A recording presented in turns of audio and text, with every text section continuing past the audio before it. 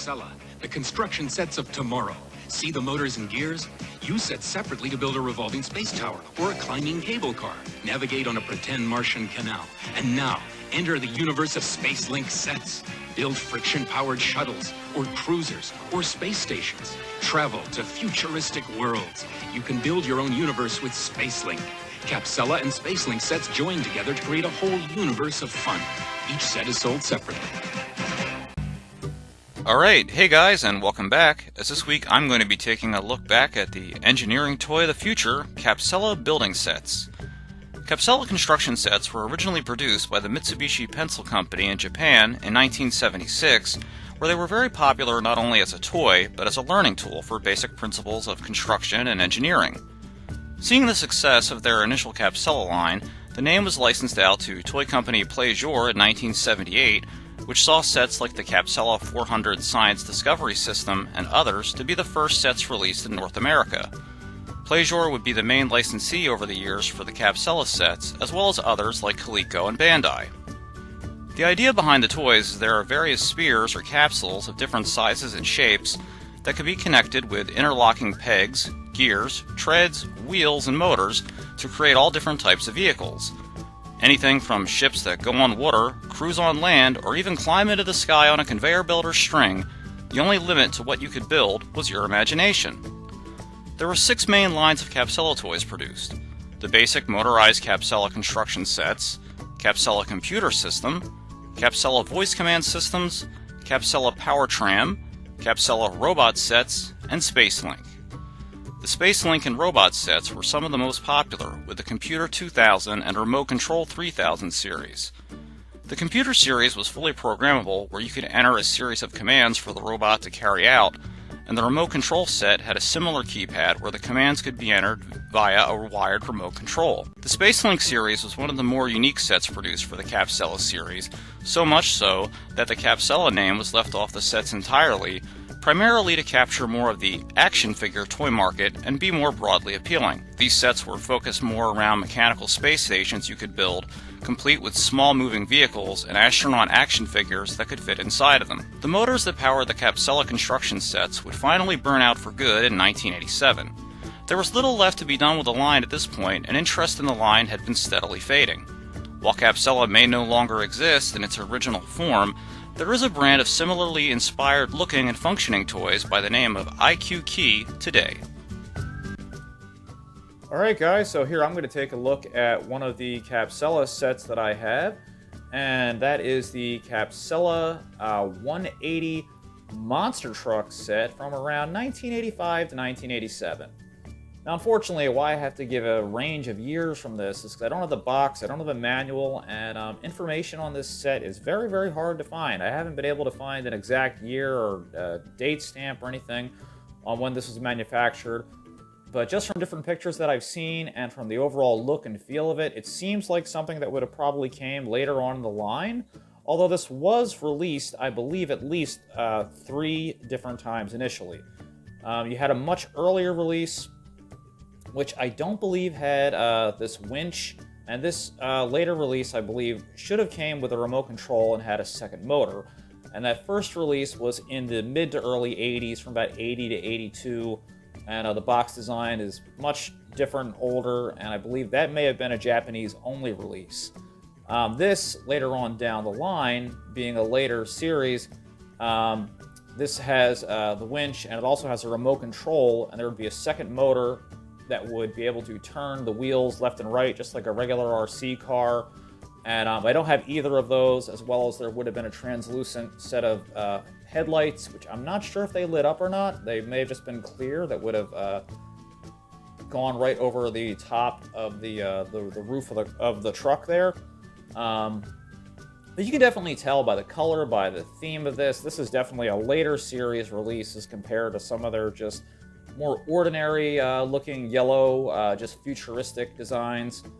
And I can really see where Capsela was going for with this, especially as, you know, later into the 80s, as they were having problems with, you know, marketing and selling their toys, competing with other brands, you know, what have you, whether it's Tyco, whether it's G.I. Joe, Transformers, whatever. I can see them having a hard time even competing with stuff like Lego, because a lot of these toys, especially their earlier designs, they just kind of have that, I hate to say it, but they have that nerdy type of look to them, where it's like, it looks like you're doing homework or something, and you know, they're very scientific looking, which is fine and cool. I mean, I loved a lot of scientific toys when I was growing up, but not everybody did. So you can see with this type of look, they're actually trying to make stuff instead of like those ships or vehicles, you know, that have the weird yellow, you know, wheels on them or whatever, and you can't really tell what they look like. Now they're making toys that actually resemble something. Like, you know, this reminds you of like Bigfoot, or at least it looks like, you know, a fun toy truck. So I can see where they were going with that. So right off the bat, the big thing that I gotta say that catches my eye, and I think catches anybody's eyes when you take a look at this series, this 180 monster truck set, is this really cool fluorescent orange, kind of red neon color. I love these huge, big, super squishy, super soft monster truck wheels. They have really, really nice grooves in them. So this is something that you could take outside. You could, you know, play in the, you know, in the mud with it and rocks, have it climb over stuff. I mean, it looks like it would really have some, you know, some good power to, you know, take outside and climb up things. The colors and the stickers on this are great. I love, again, like I said, these great, you know, wheels, the bright blue hubcaps. I just love this overall theme of this orangey red fluorescent color. You have some great stickers with the 180 Capsela logo. Then you have these little swirly designs with the different 180 put, you know, all over the truck. The yellow windows, the black and yellow and blue racing stripes. So very fun, you know, and larger than life, very chunky, big monster truck toy. And then we'll take a look around the back here. And this is the other capsule that you have, where you could have attached the other lights on the back. You have the Capsela 180 license plate, the tail lights, and then on the other side here, we have the same stickers on the opposite side. And then on the front here, we have a lot of detail. It's going to be a little hard to see though, so I'll tilt it up. You can see the Capsela on the windshield logo, the yellow and blue. Then you got these nice blue racing stripes and the 180 Capsela sticker on the front of the engine, as well as the front headlights and some more racing stripes along the bumper. And this really cool front grille that really looks like it's, you know, very rough and tough and ready for action. You got the lights on the front, and this winch here, which will, when you go in front and reverse, you can take this off if you want to, which I kind of recommend with this toy because it doesn't really work that well. But you can, you know, turn on the motor and then you can have it pull things or whatever. And it works okay, except the string that they chose to use with this is a very flexible type of nylon. It gets twisted up very easily, and it doesn't work that well, and it kind of wildly will like fly all over the place. So it kind of works, but not so great. But now let's take a look at one of the actual little capsules here. This is one that you could have hooked into the back. And so this is what they would look like up close. Not all of them had motors or gears inside of them, but most of them did. Some of them you just, you know, they had pegs to connect to other things to be able to, you know, just to connect to other parts of vehicles or sets or whatever. Now this, I believe, would have had a receiver for the remote control, so that would have gone up top. And then you could either put the headlights there or the other motor, which would receive the signal from the remote control, which ironically kind of looks like a bright yellow Sega Genesis controller from what I've seen of it. So that's kind of funny because, you know, this was produced before that was ever made, but I just think that's interesting that that design looks like that.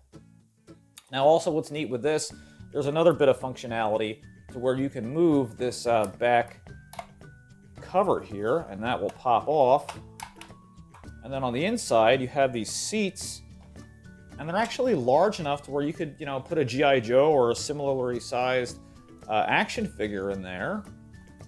And then you can move this back here, and that will lock into place. So you could put, you know, like regular sized action figures in there, you know, anything from A-Team to G.I. Joe or what have you. And you could have adventures, you know, with that like that. So I think that's a really creative idea that they were doing, trying to integrate with this toy to be like, hey, our line of toys is so different, but let's give it functionality to where it can work with other toys. So now let's take a look at how the gears and stuff work underneath here. We'll take the top part of this off. That just pops off like so. And I'm going to take the winch off for now because, like I said, that thing really goes crazy, but you can get a nice up-close look at how everything should work here. And so you can see you have these different capsules, and they have all the different gears in there. You have a motor in this housing here. Then you have these different gears that connect. You have this winch that is independent and that you can remove. And then you have the motor on the back. And this is the part that would have connected into this other peg here, and then you would have had the top part that would have received the signal from the remote control. So that's why that's like yellow to plug in like that. And then you have your speed controls here, for forward and reverse, but you can also adjust and dial in the exact speed you want. So let's check that out.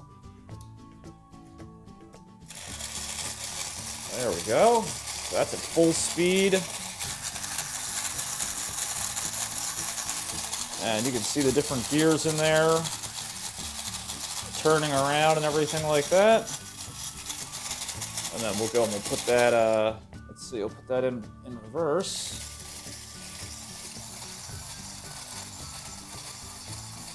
So yeah, this only uses 2 AA batteries, so it's pretty powerful. At least for only using 2 AA batteries. And now the rear wheels, they'll roll along with the vehicle, but they have a geared peg that can easily lock into any of these other motors, but just with this set here, there's no gears for it to lock into, so all they do is free spin. But, if you have a larger set, you could combine this with other things, and, it could work like that. So now let me go and I'll hook up the winch, and I'll show how that works. So I generally like to have this on because you have a little bit more control over where the winch is going to go. Just like I said, this thing goes crazy just because of that poor quality string. So I'll bring a little bit of it out. Then I'm going to want to hold this up because I don't want this to just go flying off here on me. But then you just turn that. And yeah, you see, it kind of works, but it just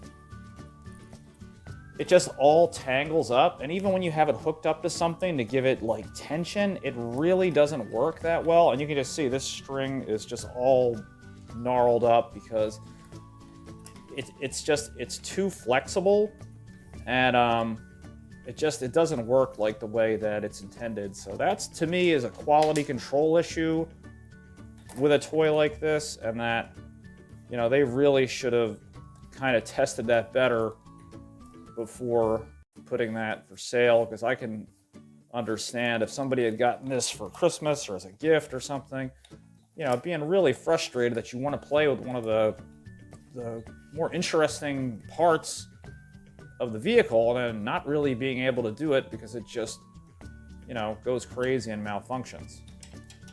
So anyway, we'll set this up, let's see what it can do, and let's take it for a little test drive. Alright, so now let's go ahead and we'll turn this on and let's see what it can do.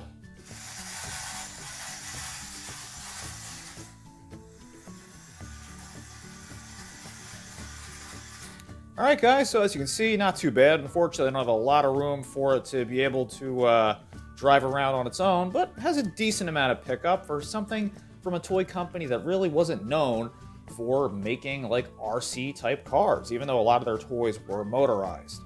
Well anyway guys, I hope you enjoyed taking a look at this series of toys by Capsela with me today. Hope you learned something and found it interesting, and I'll see you back here next time.